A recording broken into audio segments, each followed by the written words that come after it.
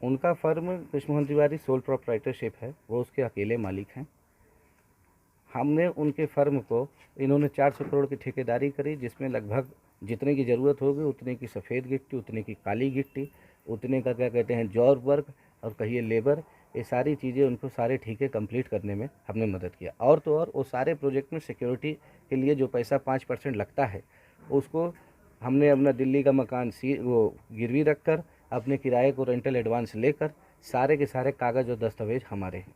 यदि हम वो फाइनेंस ना करते, इनको वो ठीके उस तरीके से ना मिल सकते। बात इनकी ही नहीं, शायद भदोही क्षेत्र में उस वक्त कोई भी ठेकेदार इतने बड़े के रोड नहीं लेना चाह रहा था, उस तरीके के रेट या फ़ायदा नहीं था। ये बात इनकी बेबुनियाद है कि हम इनके फर्म को टेक ओवर करना चाहते हैं। हम पढ़े लिखे, कॉमर्स में हमारे 10वीं क्लास में 99 आए थे। सोल प्रोप्राइटरशिप एक इंसान से शुरू होता है और एक इंसान तक ही ख़त्म हो जाता है। There is no legal way to overtake a sole proprietorship.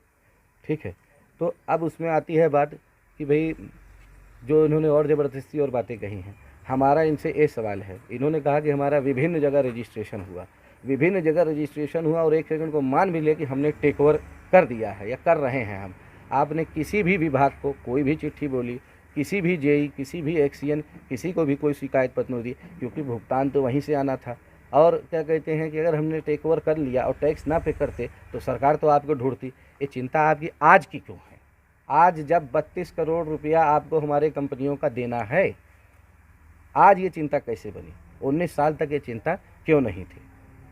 तो ये इतने विभाग में गए और ये ठेकेदार हैं, इनको हम ही नहीं पूरा मतलब प्रदेश जानता है कि कृष्णमोहन ठेकेदार छात्र शक्ति के साथ कार्य शुरू किए थे। भाई हमारी माता एमएलसी मिर्ज़ापुर सोनभद्र है, हम वहाँ नहीं टेक ओवर कर लिए?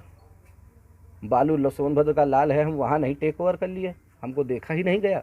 हाँ, इससे पहले हमारे ऊपर कौन सा आपराधिक मामला है, ज़रा ये बता दीजिए, बताइए।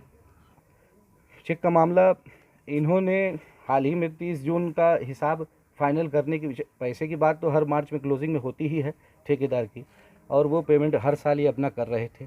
इस साल मार्च में कोरोना हो गया और क्या कहते हैं इनके कुछ रोटें उखड़ गई। उसमें इन्होंने कहा कि भाई कि थोड़ा और समय की या जो भी लगेगा। हमने कहा कि भाई पोल हम तो भाई पूरा समर्थन करेंगे ही, खासकर अगर किसी के पास हमारा 32 करोड़ है तो हम उसकी कौन सी बात नहीं सुनेंगे। मानसिक दबाव में हम थे इनसे, आप समझ गए, क्योंकि भाई हमारा पैसा आपके पास है तो हम आपके दबाव में हैं, आप मेरे दबाव में नहीं, आप तो लेकर चल दिए। हमने 3 बैंक में लगाए हैं और उनकी वैल्यू 27 करोड़ है। 2 और हमने लगाया था, वो हमारे एचडीएफसी बैंक में लगा। तो जैसे कि अभी आज छुट्टी हो, इसलिए वो इनका स्टेट बैंक का चेक था, वो 3 दिन में उसका भी रिजल्ट आ जाएगा। हमें कोई ज़्यादा उम्मीद है नहीं, वो भी बाउंस होंगे ही होंगे।